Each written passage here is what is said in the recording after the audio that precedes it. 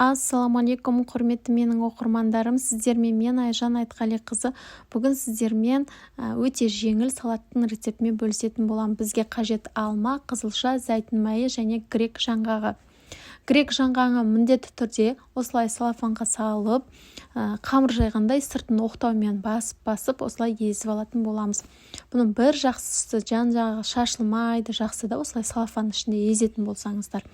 Міне көздеріңіз көріп тұрғандай. Енді қызылшамызды міндетті түрде асып алыңыздар. Үккіштен осылай өткізіп аламыз. Алманың қабығын ашып, оны да үккіштен өткіземіз. Екеуін жақсылап араластырамыз.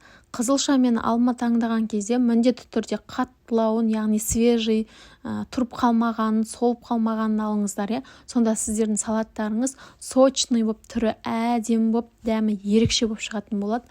Енді осыған грек жаңғағын қосатын боламын. Грек жаңғағын қаласаңыздар, кішкене бөлігін тарелкаға салған кезде бетіне әрлеп сәндеуге алып қалсаңыздар болады. Зәйтүн майын құятын боламын. Егер үйлеріңізде зәйтүн майы болмай қалған жағдайда, үйдегі кәдімгі қарапайым сұйық майымызды алып, яғни бір қыздырып жібереміз да, суытып барып қоссаңыздар болады. Бұл енді пайдалы салат қой. Былайша айтқанда витамин деп жатамыз ғой, витамин салат.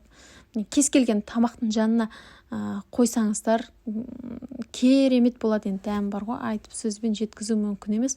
Жасап көрсеңіздер болады. Өте қолжетімді заттан жасалатын салат. Міне өздеріңіз көріп тұрғандай. Сіздермен бірге болған мен Айжан Айтқалиқызы.